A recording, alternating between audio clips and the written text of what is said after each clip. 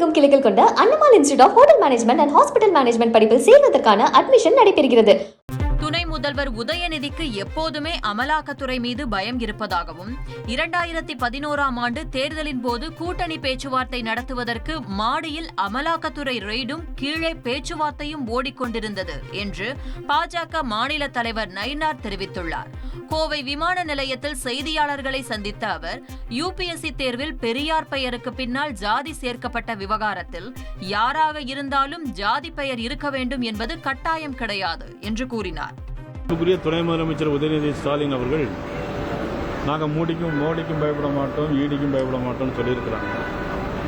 ஆனால் 2012ஆம் வருஷம் தேர்தல் நடக்கும்போது அங்கே பேச்சுவார்த்தை, இந்த கூட்டணி பேச்சுவார்த்தை நடப்பதற்கு 2011 மார்ச் மாதம் மாடியில் ஈடி நடந்துட்டு இருந்தது, கீழே அதோட பேச்சுவார்த்தை ஓடிக்கொண்டிருந்தது. ஆனால் அன்னைக்கு மட்டும் ஈடிக்கு பயந்து தான் பேச்சுவார்த்தை முடித்தார்களா தெரியல. மதிப்புக்குரிய உதயநிதி ஸ்டாலின் அவர்களுக்கு இன்றையிலிருந்து ஈடி பயம் இருந்துக்கிட்டே இருக்கிறனால தான் ஈடிக்கு பயப்பட மாட்டேன்னு சொல்லியிருக்கிறாங்க. அப்போ ஏன் ரிஜிஸ் அவர்களும் ஆகாஷ் அவர்களும் வெளிநாட்டுக்கு பயந்து போக வேண்டிய அவசியம் இல்லை? தமிழகமெங்கும் கிளைகள் கொண்ட Annamal institute of hotel management and hospital management படிப்பில் சேர்வதற்கான அட்மிஷன் நடைபெறுகிறது.